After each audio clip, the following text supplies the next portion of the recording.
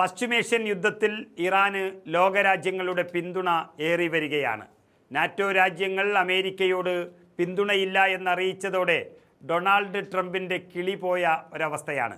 നമുക്കറിയാം, Britain, Germany, France, Italy, Canada എന്നിങ്ങനെയുള്ള പ്രമുഖ രാജ്യങ്ങൾ ഉൾപ്പെടെയുള്ള 30 യൂറോപ്യൻ രാജ്യങ്ങളും 2 വടക്കേ അമേരിക്കൻ രാജ്യങ്ങളും ചേർന്ന ലോകത്തിലെ ഏറ്റവും പ്രധാനപ്പെട്ട ശക്തികളുടെ കൂട്ടായ്മയാണ് നാറ്റോ എന്നറിയപ്പെടുന്നത്.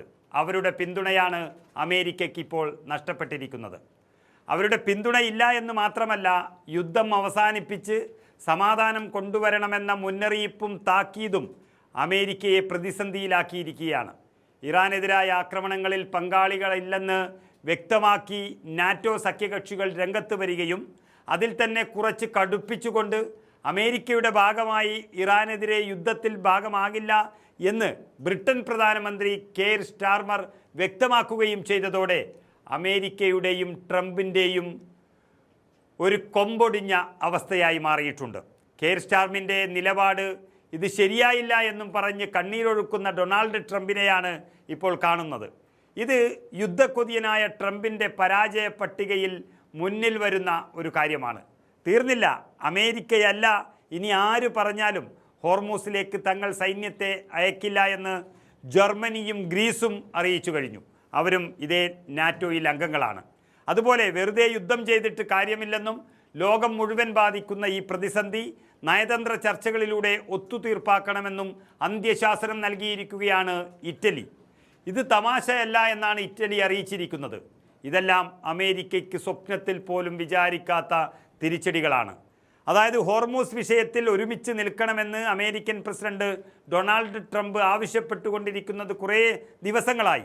അതിൽ ട്രംപ് വലിയ പ്രതീക്ഷയും വച്ചിരുന്നു. ഇതിന് പിന്നാലെയാണ് ട്രംപിൻ്റെ എല്ലാ പ്രതീക്ഷകളും തകർത്തുകൊണ്ട് നാറ്റോ അംഗരാജ്യങ്ങൾ നിലപാട് വ്യക്തമാക്കി മുന്നോട്ട് വന്നത്. ഇത് ട്രംപിന് യുദ്ധമുഖത്ത് കിട്ടിയ കനത്ത തിരിച്ചടിയായി മാറിയിരിക്കുകയാണ്. അതായത്, ഇറാനെതിരായ പോരാട്ടത്തിൽ നാറ്റോ അംഗരാജ്യങ്ങളെ ഉൾപ്പെടുത്താനിരുന്ന ട്രംപിൻ്റെ ഈ നീക്കം ഇതോടെ തകർന്ന് തരിപ്പണമായിരിക്കുന്നു. വീണ്ടും വീണ്ടും സഹായം ആവശ്യപ്പെടുന്ന ട്രംപിനോട് ജർമ്മനി കാര്യങ്ങൾ അറിയാവുന്ന ഭാഷയിൽ വളരെ വ്യക്തമായി അറിയിച്ചിട്ടുണ്ട്. ഈ യുദ്ധം നാറ്റോയുടെ വിഷയമല്ല, അതായത് 32 രാജ്യങ്ങളുടെയും വിഷയമല്ല എന്നാണ് ജർമ്മൻ ചാൻസലർ ഫ്രെഡറിക് മെർസ് വ്യക്തമാക്കിയത്. പരാജയം മണത്ത ട്രംപ് അതിനിടയിലും ഭീഷണി മുഴക്കിക്കൊണ്ടേയിരിക്കുന്നു. സഖ്യകക്ഷികൾ പ്രധാന എണ്ണക്കപ്പൽ പാതയായ ഹോർമൂസ് കടലിടുക്ക് സുരക്ഷിതമാക്കാൻ സഹായിച്ചില്ല എങ്കിൽ നാറ്റോയുടെ ഭാവിക്കത് വളരെ ദോഷം ചെയ്യുമെന്നാണ് ട്രംപ് ആവർത്തിച്ചു പറയുന്നത്. സഖ്യരാഷ്ട്രങ്ങൾ ഇടപെടുന്നില്ലെന്നും ഹോർമൂസിൻ്റെ സുരക്ഷയ്ക്കായി US മാത്രമാണ് പ്രവർത്തിക്കുന്നതെന്നും ട്രംപ് അവകാശപ്പെട്ടുകൊണ്ടിരിക്കുന്നു. എന്നാൽ ട്രംപിൻ്റെ ഈ ആവശ്യം അർഹിക്കുന്ന അവജ്ഞയോടെ തന്നെ നാറ്റോ സഖ്യകക്ഷികൾ തള്ളിക്കളഞ്ഞു. അതോടെ 32 രാജ്യങ്ങൾ കൂടി എതിരായതോടെ അമേരിക്കയുടെയും ഇസ്രായേലിൻ്റെയും അതിനപ്പുറം ഡൊണാൾഡ് ട്രംപിൻ്റെയും കിളി പോയി എന്ന് തന്നെ പറയാം.